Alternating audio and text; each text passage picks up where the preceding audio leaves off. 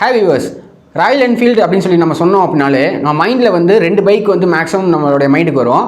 அதில் இப்போ ஃபேமஸாக இருக்கக்கூடிய பைக்ஸ் பார்த்தீங்கன்னு வச்சுக்கோங்களேன், ஒன்று ஹிமாலயன், ரெண்டாவது வந்து 650 ட்வின்ஸ்ன்னு அழைக்கப்படக்கூடிய கான்டினென்டல் ஜிடி, இன்னொன்று வந்து இன்டர்செப்டர் 650.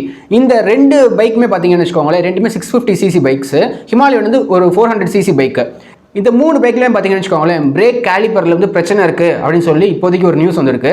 அது என்ன அப்படின்னா, யூகே, யூரோப், சவுத் கொரியா இந்த மூணு நாட்டிலையுமே வந்து சேல்ஸ் ஆன இந்த மூணு பைக்ஸ்லையுமே வந்து ஒரு கிட்டத்தட்ட ஒரு 15,200 யூனிட்டில் வந்து பிரேக் கேலிபரில் பிரச்சனை இருக்குது அப்படின்னு சொல்லி இப்போதைக்கு ஒரு நியூஸ் வந்திருக்கு.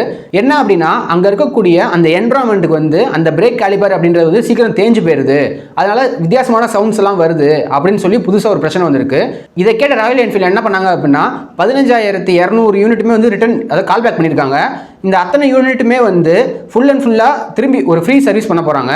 சரி, ஓகே, இப்போ நம்ம இந்தியாவுக்கு வந்து இந்த கால் பேக் அப்படின்றது வந்து நம்மளோட இந்தியாவுக்கு வந்து பொருந்துமான்னு கேட்டிங்க அப்படின்னா, நம்மளோட இந்தியாவில் அந்த மாதிரி எந்த விதமான அறிவிப்புமே அவங்க வந்து கொடுக்கல.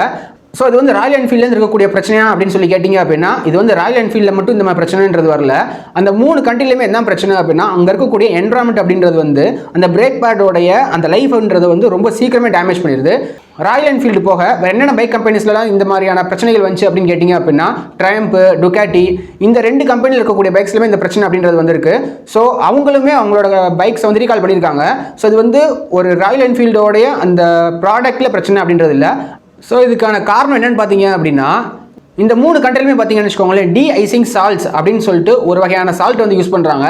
இது வந்து அந்த பைக்கில் இருக்கக்கூடிய பிரேக் பேட்ஸை வந்து சீக்கிரம் வந்து தேய வச்சிருது அப்படின்னு சொல்லி ஒரு பெரிய ஒரு ப்ராப்ளம் வந்து அந்த நாட்டில் போயிட்டு இருக்கு. ஸோ இது வந்து ஒரு கம்பெனியில் இருக்கக்கூடிய ஒரு ப்ராடக்டோட பிரச்சனை கிடையாது. இது வந்து அந்த ஏரியாவில் யூஸ் பண்ணக்கூடிய அந்த சால்ட்டினால வரக்கூடிய பிரச்சனை அப்படின்றத வந்து தெரிஞ்சுக்கோங்க. ஸோ நம்மளோட இந்தியாவில் வந்து அந்த மாதிரி எந்த சால்ட்டினும் வந்து யூஸ் பண்ணுறது கிடையாது. நம்மளோட இந்தியாவில் வந்து அந்த மாதிரி பிரச்சனை வராது அப்படின்றத தெரிஞ்சுக்கோங்க. இந்த நியூஸ் அவ்வளோதான். இதே போல் இன்னொரு வீடியோவில் மீட் பண்ணுறேன். பை.